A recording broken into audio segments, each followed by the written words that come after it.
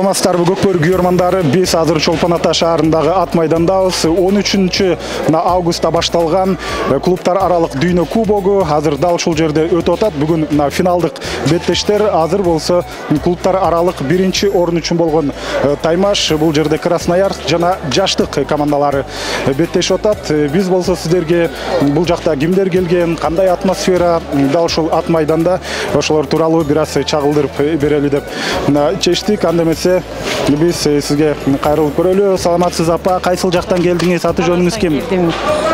Кошалиева Калбы. Таластан келдиңиз? Таластан келдим. Азыр бул жакта абал кандай болуп атат? Маанайыңыздар кандай? Маанайыбыз жакшы. Канча күндөн бери ушул жерде оюн болуп аткан экен, ошого күйөрман болуп бүгүн келдик. Сиз Ынтымак командасына күйөрмандык кылып атасызбы? Ынтымак командасына күйөрманбыз. Жаштар аман болсун. Ат жалында ойногон жаштар намыс бербейт деп ойлойбуз. Ошол. Бүгүнкү оюндан эмнени күтүп атасыз? Бүгүн Ынтымак менен Астананын оюнунан. Ынтымак жеңет деп атабыз. Биздин жаныбызда Аскат Аскаров, Достук командасынын өзөктүү оюнчуларынын бири. Бүгүн алар 3-чү орун үчүн ойношту жана ийгилик жаратты. Аскат, биринчиден куттуктайбыз. Коло байгенин ээси болушуңар менен. Бүгүнкү оюн кандай болду? Атаандаштар албетте деңгээлинде айырма бар экен. Ошондой болсо дагы бир сер атып өтсөңүз. Бүгүнкү оюн жакшы болду. Атаандаштар бизге караганда өтө эле сылабый экен. Ошого карап жай оюн өткөрдүк. Алардын негизги курамы келгенде башкача оюн болмок. Демек мындан көбүрөөк деле салым салган болмок, бирок бир аз аяп койдуңар. Ооба, көп эле салым, көп болуп кетмек ошо. Эмненин себебинен ошол финалга чыкканга мүмкүнчүлүк болбой калды? Бул турнирге биз дайындыгыбыз кичине кечирээк болуп калды. 9-майда эрте дайынданганбыз өткөн турнирде. Мунусунда дайындык азыраак болуп калды. Мүмкүнчүлүк бизде айдын-айдыныбыз бир атыбыз өлүп калып, бир эле айдын-айдын менен чыгып калдык. Ошол себептерден да утуруп койдук. Негизи эле бул дүйнө кубогуна, ушул турнирге, иш-чарага кандай ойдосуңар, кандай өтүп атат? Бул жакшы өтүп атат. Мындай оюндар өтүп туруш керек негизи. Өзүбүз иш-чара эле ойной бербей, ушундай сырт жак менен ойноп, ошол келген командаларды мамлекеттерге барып ойношубуз керек.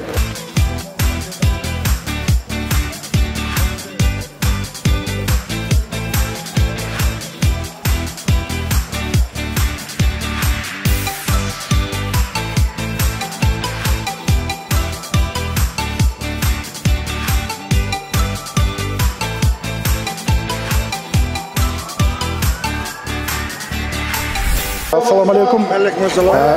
Аты жөнүңүздү айтып өтсөңүз, кайсы жактан келдиңиз? Мен Жалал Абад шаарынан келдим. Атым Абдешим, Астран-Кулов болом. Көлдө дем алып атам. Анан Чолпон Атада ушундай оюн болуп атса, кирбей, көрбөй кетишке болбойт эле. Келдим, ада өтө сонун өтүп атат. Азыркы көрүп аткан командалар Жаштык командасы менен Красноярский. Азыр өтө жакшы оюн болуп атат. Кубанычтамын. Канча күндөн бери бул жердесиз? 4 күндөн бери ошол жерде жүрөм. Сиз Жаштык командасына күйөрмандык кыласызбы? Да, Жаштык командаларды мына ойноп аткан балдардын бардыгы менин балдарым болот. 2 команда менин кыштагыман 2 бала. Аларга раша балешик болуп атам. Карачы, сонун экен да. Шамда кайлыктарын ушундай бир оюнду ирети менен жакшы ойноп атышат да. Көкбөрүнүн өзүн көрүп бир ырахат алып атасыз. Сиздин улакчылар ийгилик жаратып атканда анда некесе менде двойной праздник болуп кетет да. Анан мына бул жерде ойнотуп аткан мына көкбөрүн ойноп аткан балдарга ушунчалык ыраазы болуп атам. Анан мени менен кошулуп отурган досторум дагы аяштарын бир саат өтүп кетти. 8000 сомдук азыр. Дагы праздник болуп кетет. Балдарыңызды көкбөргө берет белеңиз, көкбөр ойнаса кандай болот эле? Менин балдарым негизинен өзү биздин үй бүлөдө атка кызыгуу аябай жакшы. Балам ошол улакка минчүү аттарды өзү таптайт. Анан өзүнүн шаарда кичине командасы бар. Ошол жерге улак оюнда ойноп турушат. Негизи күйөө балам бар. Ал күйөө баламдын эң чоң күйөө балам. Анын кудабыз ыраматылык чоң улакчы болгон. Кыргыздын улакчыларынын бири болгон. Ошон үчүн бизге бул оюн мындай жат эмес да. биздин өзүбүздө кичине бар түшүнүк үй бүлөдө. Бирок чыныгы мырзалардын оюну да көкпөрүүчү, анан баягы сиздерде энелик мээрим деген бар, баягы коркуу сезим болбойбу дегендей айтып атам да, ошо кандай? Аябай мындай чочулайт экенбиз. Анан кийин биз айттык, болельщик болуш бизге өтө эле кыйын экен. Себеби энебиз да. Анан ошол техникасын сактаса экен деп тилеп атабыз. Кудай буйруса, мындай оюндар эми азыр аябай колго алынып атат. Ушуну биз энелер да колдойбуз негизи.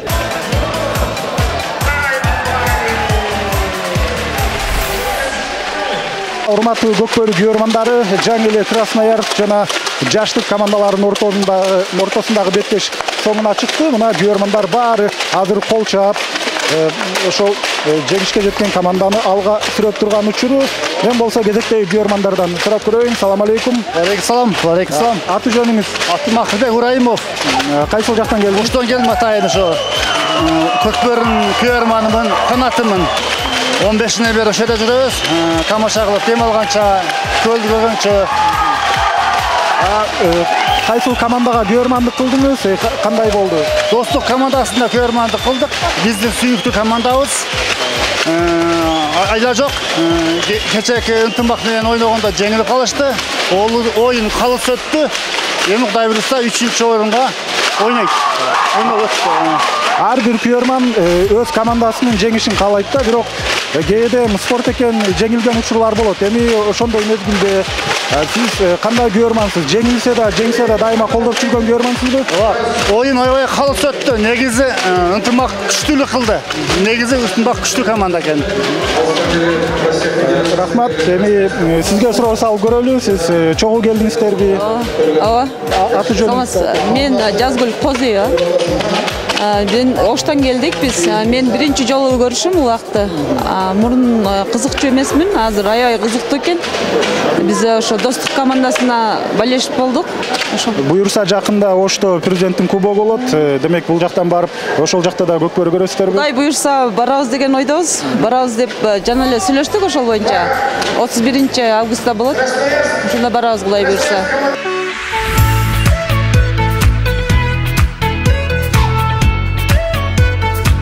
Азыр кезектеги дагы бир көкпөрүү күйөрманынын жанындабыз. Аты жөнүңүздү айтып, кайсыл жактан келгениңизди айтып өтсөңүз. Фамилиям Жанышбаев Аттокур. Мен Ошо областынан келгенмин. Мынабу жаштык командасына өзүм баягы күйөрманмын. Азыр баардыгы жакшы өтүп атат. Шу көкпөрүү мындан кийин дагы дүйнө жүзүнө таркай берсин. Погода жакшы көлдө, элдин маанайда жакшы. Баардыгы керемет. Рахмат. Сиздин келгениңизге канча күн болду? Качантан бери бул жакта ушул көкпөрүн көрүп атасыз? 13-үндө башталды мисалы үчүн. Мен 14-үндө келгенмин. Ошо боюнча ушу жердемин. Кудай кааласа эртең жолго чыгам. Жалал Абад жакка.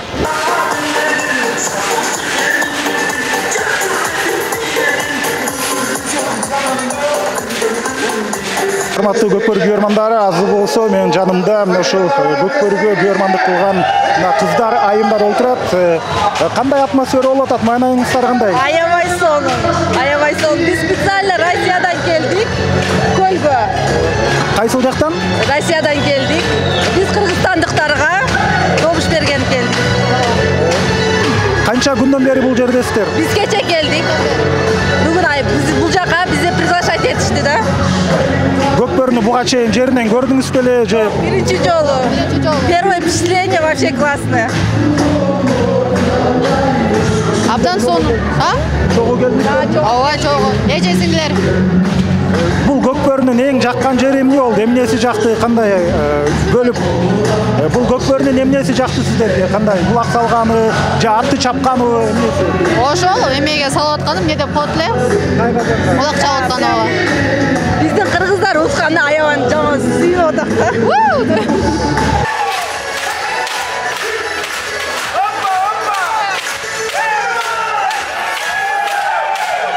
Трибунада азыр элди аралап, алардын оюн сурап жүрөбүз. Азыр жаныбызда дагы бир көкпөрүү күйөрманы. Аты жөнүңүздү айтып өтсөңүз? Жолжакшиев Мырзакул. Кандай маанай менен келдиңиздер? Жана абал кандай болуп атат? Маанай кандай болуп атат? Жакшы маанайда келдик. Өзү көкбөрүнү күйөрманыбыз биз. Өзү ат күйөрманыбыз да. Анан жылда эле көчмөндөргө келдик. Жылда ушундай эмелерге катышып турабыз. Биз негизи достук күйөрманыбыз. Азыр ынтымак менен Казакстан ойнойт. Ынтымак күйөрман болобуз да, главный. Азыр биздин көкбөрү спорт жетишкендигинин себеби Америка, Франция, коңшу өлкөлөр келип отурат баары. Биз ошо маанай жакшы бүт.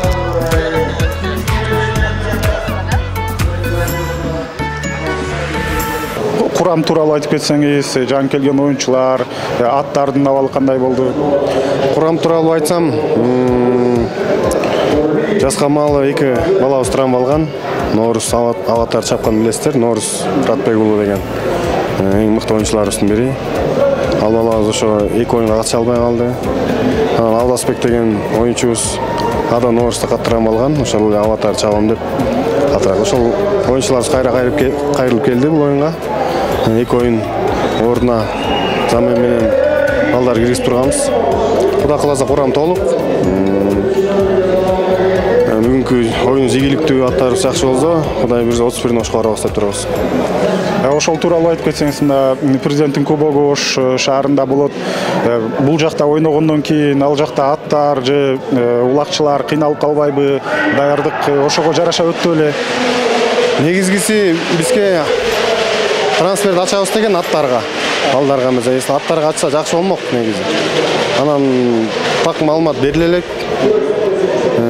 Ачылбай калган болсо аттарыбыздын жагдайын бүгүн байкайбыз оюндан кийин. Анан хотя бы бир жарты, 6-7 атыбыз жарай турган болсо, анда Ошко барабыз буюрса. Ошондо деген, мисалы үчүн мүмкүнчүлүк, уруксат берилсе, ошондо даяр аттар барбы алмаштырганга?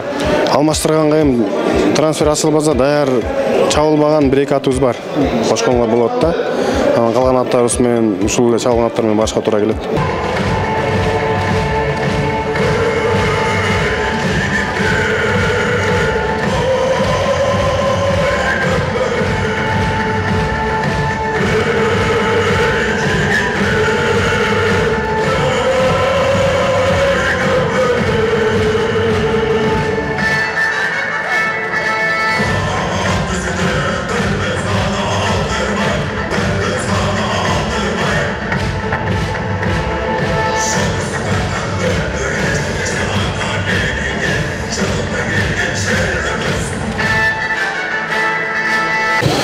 Урматтуу көкбөрү сүйүүчүлөрү, азыр менин жанымда ошо Кыргыз көкбөрү федерациясынын президенти Талас Бегалиев мырза турат. Биринчиден куттуктайбыз, ушундай алгачкы дүйнө кубогу ушундай жакшы деңгээлде өтүп, бир нече өлкөдөн күчтүү командалар келип, жакшы иш-чара орун алып атат. Жалпы ушул дүйнө кубогу тууралуу айтып өтсөңүз, кандай деңгээлде өтүп атат жана максаты кандай эле? Чоң рахмат. Биз ошол көздөгөн максатыбызга акырындап жетип атабыз. Биз дүйнөлүк клубтар аралык биринчиликти өткүзөбүз деп канча жылдан бери пландаштырып келгенбиз. Быйыл сааты чыгып өтүп атат. Менин оюмча жакшы деңгээлде өтүп атат. Анткени оюнчулардын, келген коноктордун бардыгынын маанайлары жакшы. Бул турнирдин келечеги бар. 2 жылда бир өтүп турган клубтар аралык дүйнө биринчилиги мындан аркысын биздин башка өлкөлөрдө өткүзөбүз деген пландар бар. Бул көкбөрүнүн жайылышы биздин командалардын утканына эмес, ушу командалардын келип ойноп бергенине көз каранды да. Анан финалга чейин Казакстандын клубтары өзүнчө ойноду, Кыргызстан клубтары өзүнчө ойноду да. Бул командалардын ортосундагы деңгээлде айырма болгондуктан ушундай болду. Ушул келечекте кандай болот, аралашып ойногон учур качан жаралат? Сиз айткан туп-туура. Ноябрь айында барып Казакстанда мыкты клубтар менен беттешебиз, Кудай буйрса. Бирок бул турнирге эң мыкты деген Олиата, Кулагер деген командалар келген жок. Ошол себептен 2 подгруппаны 2 жака чыгарып, элдин көрөрмандардын суранычы менен ошо финалда Кыргызстан, Казакстан беттешин өткүзөбүз деп чечтик. эгерде аралашып ойносо анда финалга эки Кыргызстан командасы чыгып калмакта туурабы? Толук мүмкүн болчу. Эки Кыргызстан финалда ойноп калышы. Эми бул турнирдин келечеги бар деп айттыңыз да. Чындыгында көкбөрүнү жайылтуу бул баарыбыздын милдетибиз. Анын ичинде сиз албетте ушу күйүп бышып ушунун артынан аракет кылып жүрөсүз. Эми азыр Казакстан менен кандай болуп атат мамиле, күчтүү командалар менен ойной истедиңиздер, ошол боюнча айтып өтсөңүз. Казакстандын улуттук оюндар боюнча дирекциянын директору да биякта, Көкпар Федерациясынын президенти да биякта. Келишимдердин баарын түзүп атабыз, сүйлөшүүлөр жүрүп атат. Жакында семинар өтөт, Астанада барып эрежелер боюнча талкууларды кылабыз. Турнирлердин графиктерин түзүп атабыз. Чоң-чоң келишимдерди түзүп атабыз. Буюрса келечекте жакшы оюндарды тартуулайбыз деп үмүттөнөбүз Кудайыма. Ошондо көкбөрүнүн тайгазаны менен болобу же көкпардын Казакстанга барганда? Бул көкбөрү ассоциациясы ачылган себеби жалаң ошо көкбөрү эрежеси менен ойнойбуз. Биз тайгазанда болсо жаңы тайгазандарды жасаттык, барыңыздар көрдүңүздөр. Коопсуз экен, балдарга дагы, аттарга дагы травма аз болуп атат. Өзбекстандагы, Казакстандагы көрүшүп заказдарды берип атышат. Кудайым буйрса, Өзбекстан, Казакстан, башка мамлекеттерге да ушул жаңы жумшартылган казандарды жайылтабыз да, Кудай буйрса машыгуулардын баары ушу тайгазан тегерегинде болот. Анан жыйынтыктоочу суроо, жакында Ош шаарында президенттин кубогу өтөт. Ошол жакка бул жактагы командалар барганда кандай болот? Ынтымактын клубунун жетекчисинен сураганыбызда, эгерде ошол клубтарга аттарын алмаштырганга уруксат берсе жакшы болот эле дегендей сөйлөдү да. Ушул жактары кандай болот? Ош шаарында кандай өтөт президенттин кубогу? Бул турнирде аттардын бардыгы 3 оюн, 4 оюн ойногон аттар, жол алыс, күн ысык. Анан ошо аттарга трансферди ачайлы деп атабыз. Трансферди ачып, запасной аттар менен командалар барып, ушул эле федерациянын эрежеси менен өтөт, лигалар болуп, трансферди только балдарга эмес, аттарга эле ачабыз.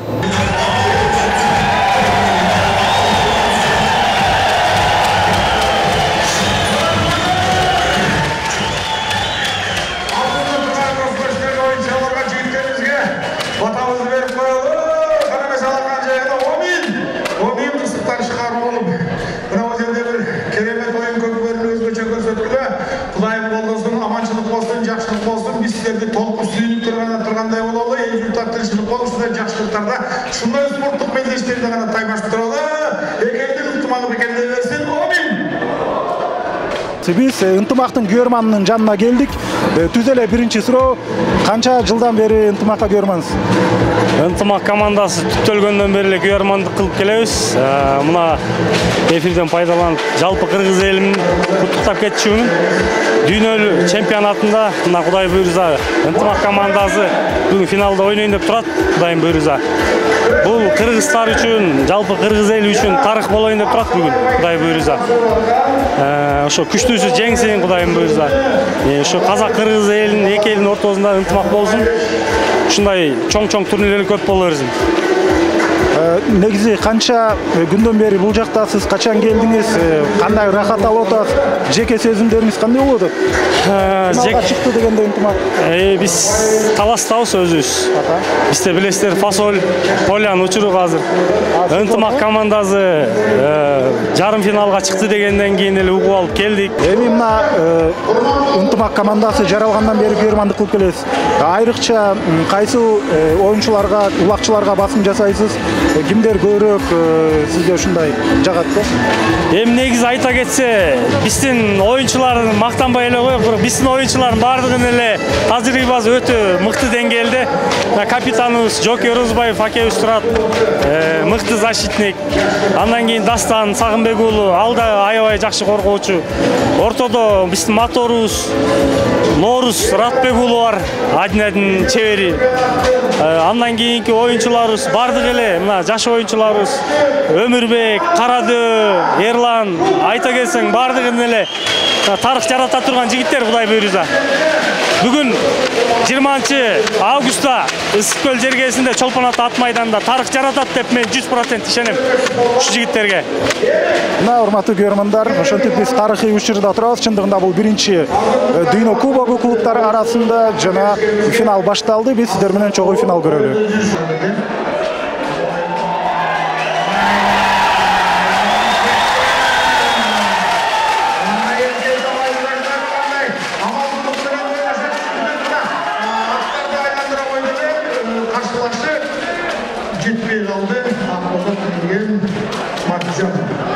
Азыр ушинтип касиеттүү Ысык көлдүн жээгине ат артып алыстан келген, Казакстандан келген күйөрманыбыз турат. Салам алейкум. Кайсыл жактан келдиңиз? Казакстан кайсыл жагынан? Ассаламу алейкум, Кыргыз эли. Мен Тараз, Жамбыл облысы, Жубалы ауданы, Ақтөбе ауылынан келип отурмун. Максимус деген айгырым, Алланын каалоосу бүгүн жакшы натижеге жетти. Кыргыз элине тилейтинмин, өстүп казак, кыргыз болуп, бауыр болуп, бирге улак шаба берейик. Жакшы көкпарлар бизге де конак болуп келиңиздер, Алла кааласа. Тек кана жакшылык тилейм кыргыз элине. Көкпар жакшы өтүп атыр. Тамаша, жакшы деңгейде. Ынтымак командасы, достук командасы, казактардын командалары баары өтө жакшы. Тек кана жеңиз, осылай ойнап, күлүп, шалкылап жүрө берейик. Канча күндөн бери бул жердесиздер? Мен 17 күнү жума күнү келдим. Содан бери осы көлдө жатырмын. Туулгалы бери атпен жүрмүз ғой булай. Шынына келгенде ат десе ауырамыз. Урматтуу көрөрмандар, казак эли дагы кыргыздар сыяктуу ат дегенде ичкен ашын жерге койгон адамдар, жарандар. Эми финалда Астана менен ынтымак беттешет. Кимге көрөрмандык кыласыз? Енді қазақ жерден келгеннен кейін енді қазаққа не қылам, болеть етем ғой енді. Бірақ сонда да мықтың мықтысы жеңеді ғой. Бірде спорт бұл ойын. Енді сәттілік тілеймін барлықтарыңға, ынтымақ барлық командаға. Ынтымақтың деңгейі қандай екен, ойын қандай болады деп ойлап отырсыз? Аттар өте жақсы, скорость жақсы, деңгейі жақсы, аттардың деңгейі жақсы.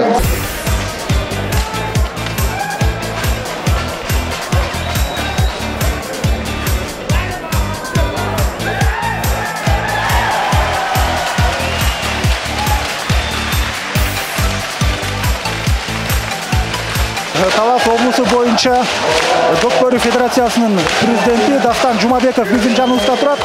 Дастан ағай бар айтып отыр. Ынтымақ командасы өтө жакшы даярдык менен келтирдипчи.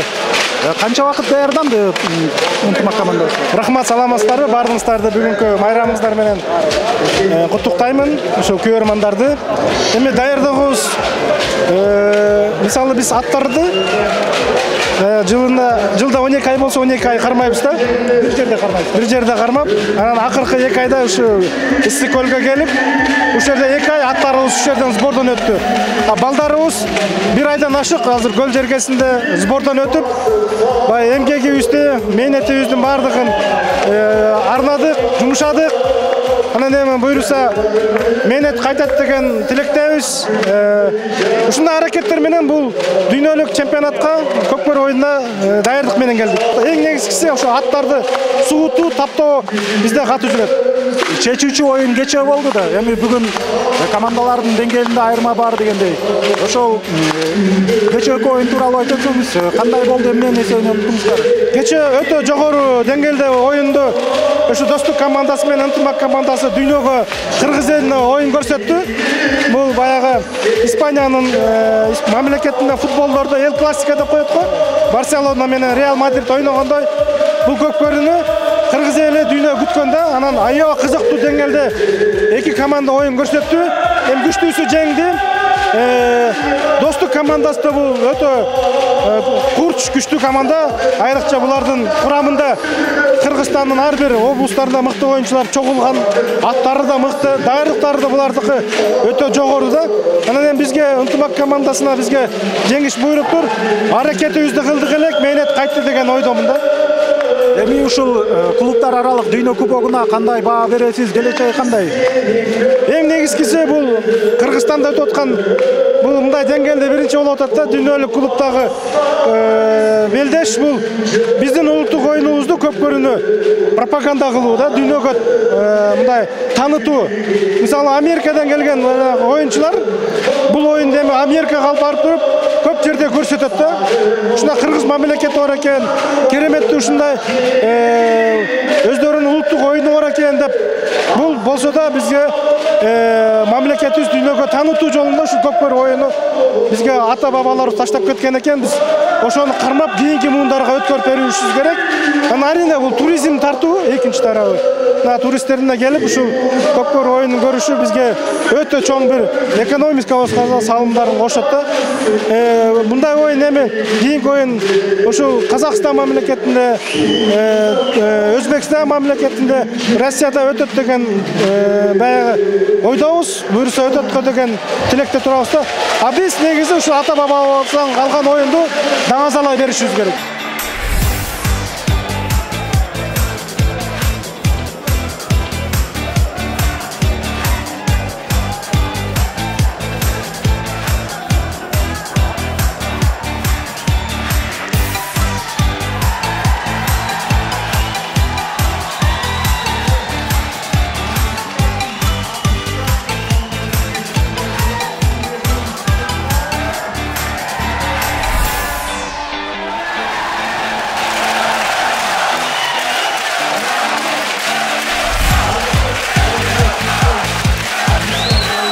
Нарматтуу көрмандар, азыр эң негизги эл баары күткөн беттеш Астана менен ынтымак командасы таймашып атат. Экинчи тайм эсеп сандары азырынча 4-1. Биз болсо достуктун оюнчуларын көрүп атабыз.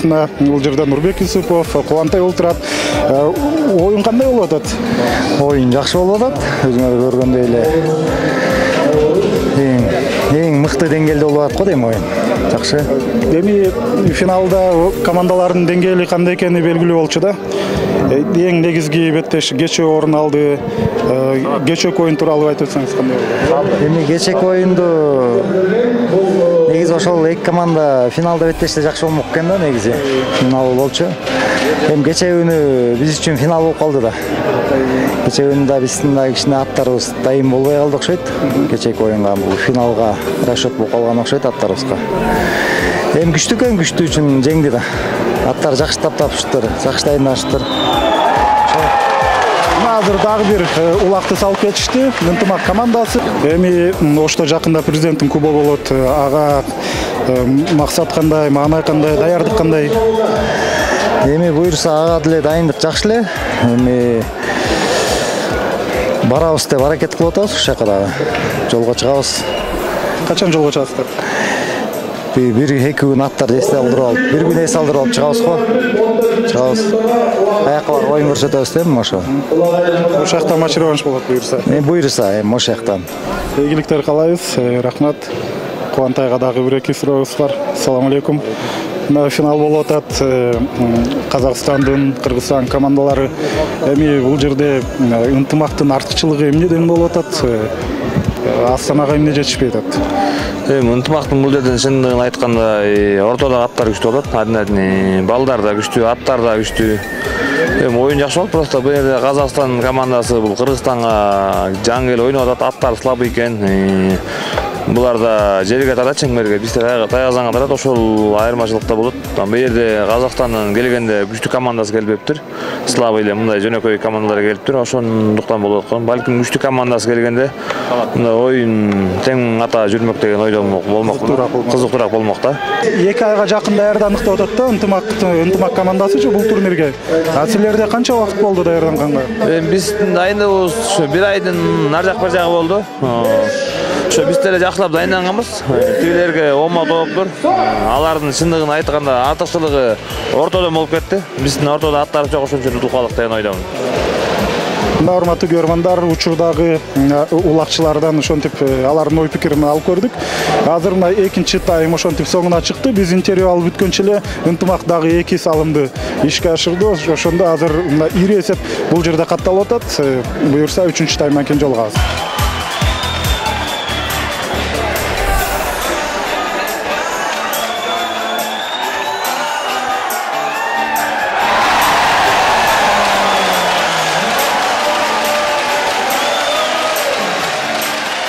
Көкбөрү дегенде Асылбек Өзбеков бардык көрөрмандардын эсине келет. Көкбөрүнүн көркү, Көкбөрүнүн жүзү.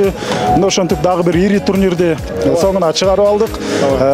кандай өттү, эсиңизде эмнелер калды, эмнеси өзгөчөлөндү? Эми өзгөчөлөнгөнү бул эл аралык беттешке дүйнөлүк чемпионат деп айтып атпайбызбы? Ошол көп мамлекеттерден оюнчулардын келгени жакшы болду да. Россия Федерациясынан, Өзбекстандан, Казакстандан көптөн бери келип ойношу элек болчу. Мына бүгүн толук командасы менен келип ойношту. 45 жаштан өйдөгүлөр дагы Астана командасы кийинки ойногон жаштары дагы мыкты оюн көргөзүштү. Анан эми бул дагы буюрса астыга ушундай өркүндөп кете турган оюн. Жалпы бир сөзгө келип ассоциация түзүлгөнү, түптөлгөнү жакшы болду. Биздин эми Курманкул Токтаралиевич Зулушев президент болуп шайланды. Ал эми ар бир республиканын өкүлдөрү, вице-президенттери болуп, демек чогулуп алып чоң иштерди аста жасасак болот. Себеби эмдиги жылы буюрса мына Казакстанда көчмөндөр оюну өтөт. Аякта да буюрса ушул улуттук оюндарыбызды өзгөчө көргөзө турган жердебиз.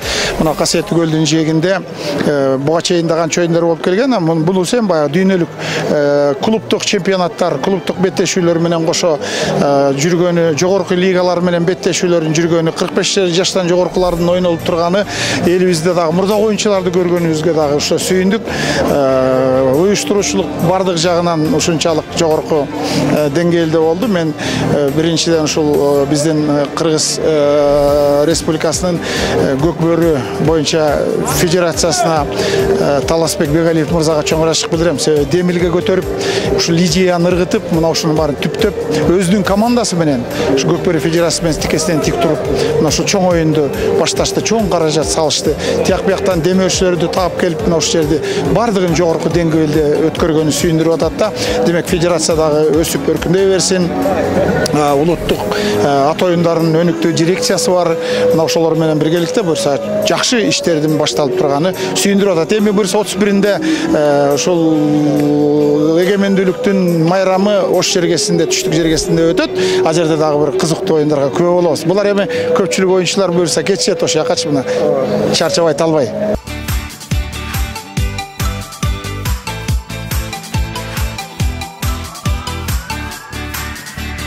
Мына урматтуу Көкбөрү сүйүүчүлөрү, ошентип клубтар арасындагы дүйнө кубогу дагы соңуна чыкты.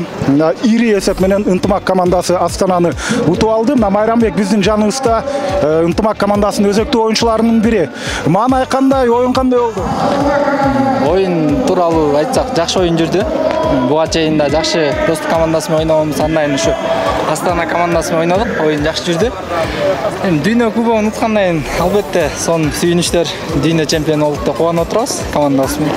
Бул эми тарыхый учур да, мына ушинтип алгачкы ирет өтүп атат клубтар арасында. Эми силердин команда чемпион болду, биринчиден чын элден куттуктайбыз. Анан ошол эле учурда атаандаштардын деңгээли кандай экен, даярдыгы кандай экен, эмнеден алар аксады деп ойлойсуңар? Негизи эле биздин жекеме-жекеден преимуществобуз көбүрөөк бизде Ынтымак командасында. Ошол жекеме-жекени 100% алдык, полный эле алды балдар. Командалык оюн жакшы болду. Астана командасына да ийгиликтер каалайбыз. Кийинки турнирлерге жакшы дайындалат деп ойлойбуз. Жеке өзүңдүн оюнуңду, бүгүнкү оюнуңду кандай баалайсың? Канча салым салганга, канча чабуулга аралашканга мүмкүнчүлүк болду? Бир салым салдым. Атым табуу жакшы болбой атабы, же айтор жакшы болбой атат, аутка качып, көп эле шанстар келип атат, бирок тилекке каршы ишке ашпай кетип атат да. Эң башкысы жеңүүчү болдуңар, куттуктайбыз. Ийгиликтер боло берсин алдыда. Урматтуу көрөрмандар, ошентип клубтар арасындагы дүйнө кубогу соңуна чыкты. Өзөктүү оюнчулардын бири мына Майрамбек дагы азыр өз пикирин айтып өттү. Мына ошентип буюрса жакында Ош шаарында президенттин кубогу орун алат. Биз сиздер менен дал ошол турнирде жолугабыз. Жана 13-үндө башталып, мына бүгүн 20-сында соңуна чыккан дүйнөнүн көптөгөн өлкөлөрүнөн келген бул турнир соңуна чыкты. Биз менен чогуу болгонуңуздар үчүн ыраазычылык билдиребиз.